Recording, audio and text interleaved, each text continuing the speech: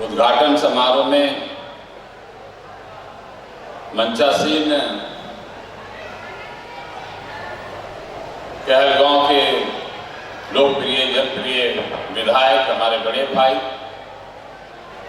और विधानसभा में हम दोनों साथ साथ बैठते हैं और साथ ही मिलकर इस क्षेत्र के विकास के लिए प्रयास करते हैं, जूझते हैं। वैसे हमारे मित्र और श्रीमान पवन यादव जी मंचासीन भागलपुर के बहुत ही ऐसा लगता है कि भागलपुर के ही ये लाल हैं। डीएम साहब, मंचासीन डीडीसी साहब, मंचासीन कहलगांव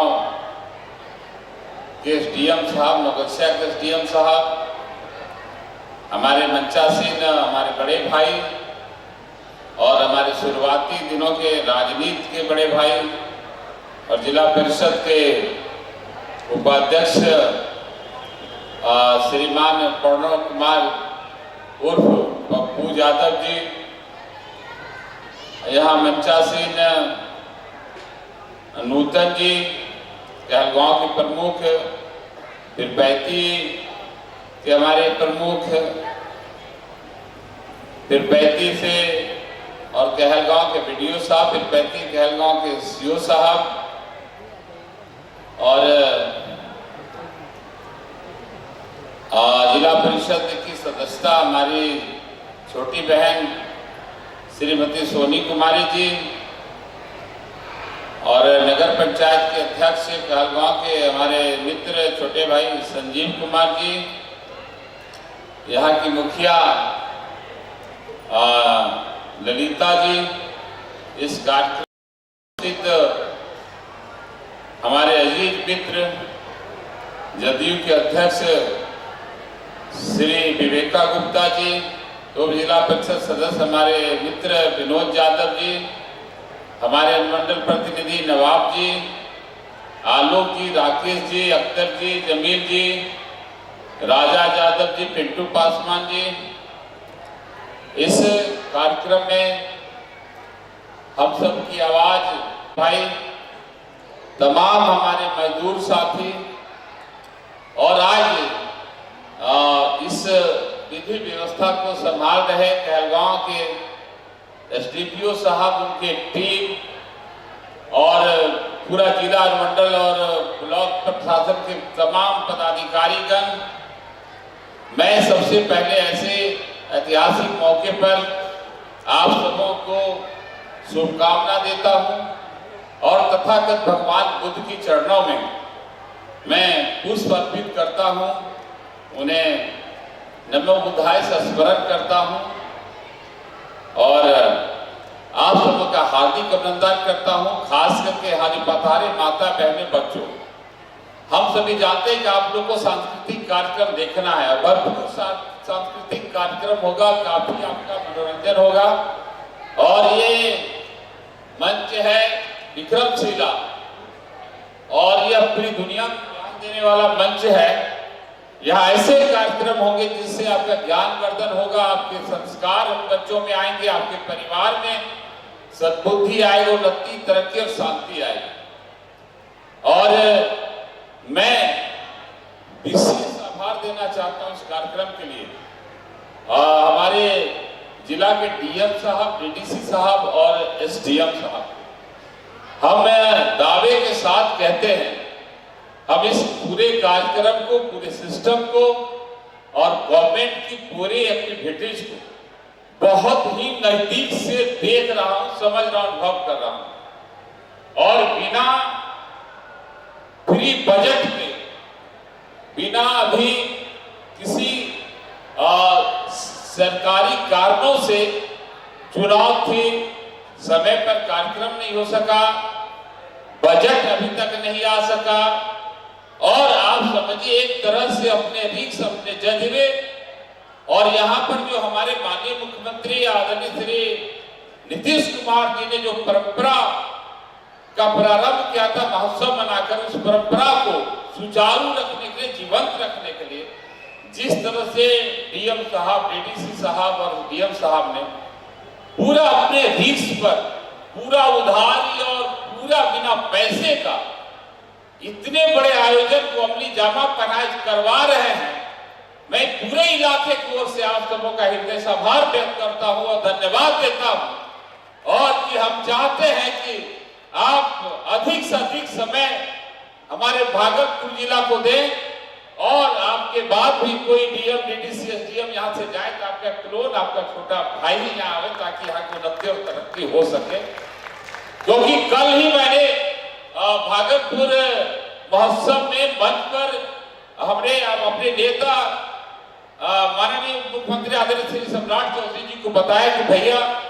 हमारे यहाँ का ऐतिहासिक महोत्सव है, आप वित्त मंत्री हैं लेकिन बजट नहीं मिला और हमारे अधिकारी कैसे कर रहे हैं। उन्होंने कहा चिंता मत करो, डीएम साहब, डीडीसी साहब, डीएम साहब को कहो खुलकर काम करें, खर्चा करें, पैसे की कमी होने नहीं देंगे, लेट हुई है लेकिन कमी नहीं होने देंगे, काम करने बोलो। कल ही हमने मन से बात, तो हमें इनका पुनः हृदय से आभार व्यक्त करते हैं कि ये हुआ है। और आप जान लीजिए मैं खुशखबरी देना चाहता हूं और कभी भी जान जाइए, एक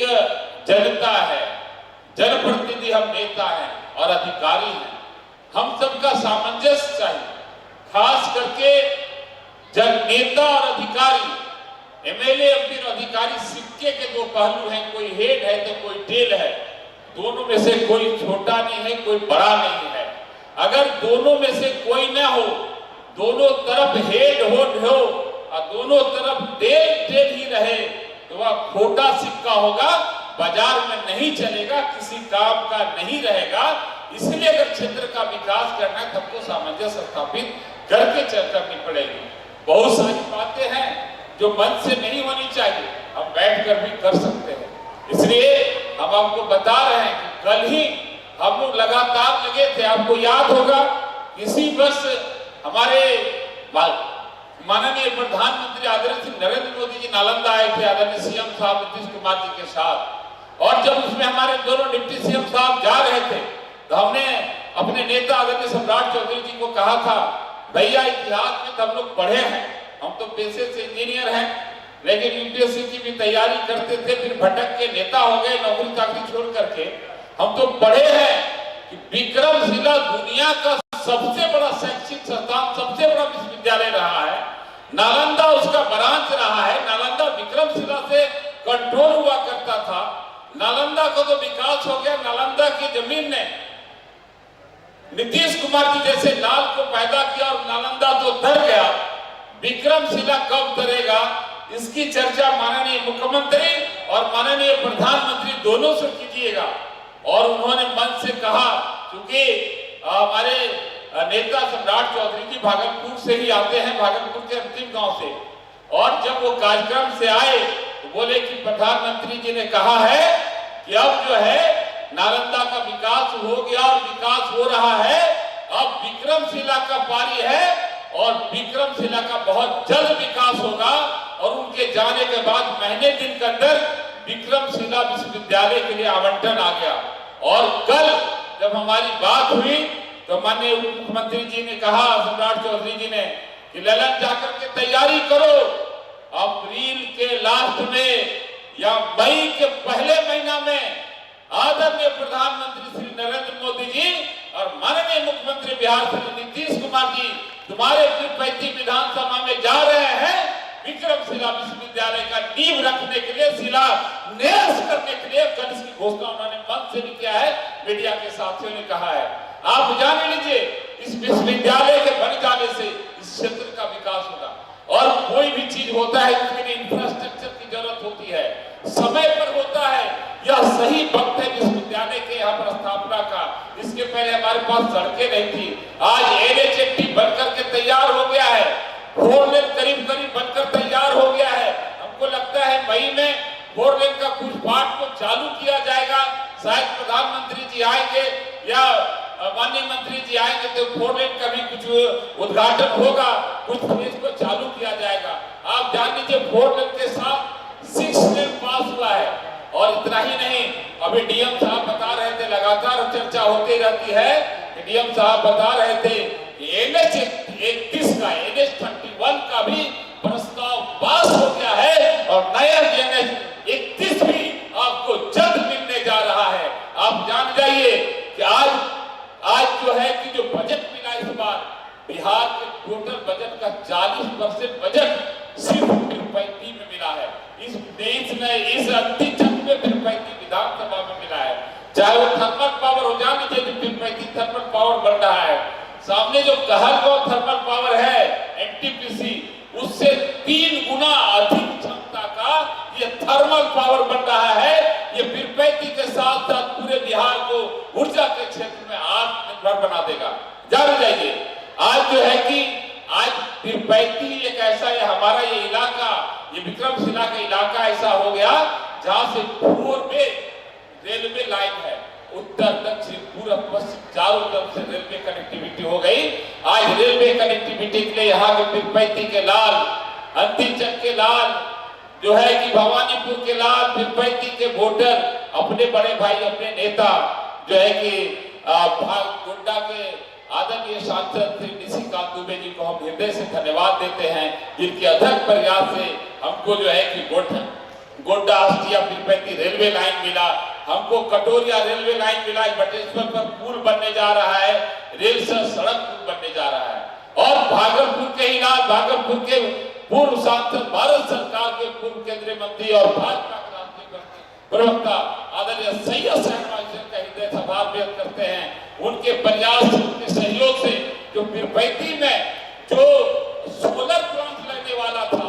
और उन्होंने प्रयास करके हमारे जो माननीय ऊर्जा मंत्री आदरणीय श्री विजेंद्र यादव जी के साथ कोऑर्डिनेशन करके, माननीय मुख्यमंत्री आदरणीय श्री नीतीश कुमार जी के साथ कोऑर्डिनेशन करके और केंद्र में सरकार से कोऑर्डिनेशन करके जो तिरुपति थर्मल पावर को लिए 21,500 करोड़ का बजट दिलाने का काम किया है। हम भागलपुर के पूर्व सांसद और भागलपुर के लाल सैयद शाहनवाज हुसैन जी का भी हम स्वागत और आभार व्यक्त करते हैं इस मंच से, जिन्होंने ये सारे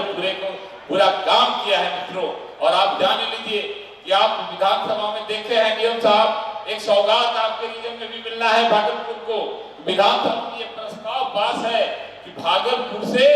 भाया विक्रमशिला मिर्जा चौकी तक स्टेट बस, सरकारी बसें चलेगी। और माननीय मंत्री जी ने सदन में कहा था, अभी जो है NH 80 का काम चल रहा है, NH 80 का काम जैसे ही पूरा होगा भागलपुर से विक्रमशिला बटेश्वर होते हुए हम मिर्जा चौकी तिरुपति तक स्टेट बस चलाएंगे, लोगों की बस सेवा देंगे और वो बस शुरू होने वाला है। और आपको मालूम होना चाहिए कि NH का काम तिरुपति से काम होते होते अब जो है कि सबौर पार कर गया, बाबूपुर इंजीनियरिंग कॉलेज तक काम हो रहा है, जल्द ही जाकर 0 माइल में सट जाएगा और हमको लगता है अप्रैल मई तक ये बस सेवा भी यहाँ से चालू हो जाएगी। ये भी आपका जो है डिमांड बहुत जल्द पूरा होने वाला है। और इन सब चीजों से होगा क्या, आज किसी भी चीज के लिए आप जान लीजिए कि हम समय ज्यादा नहीं लेंगे, मनोरंजन होना है, का भी कार्यक्रम होना है। आज अमेरिका में हमारे कुछ साथी जाते, वहां से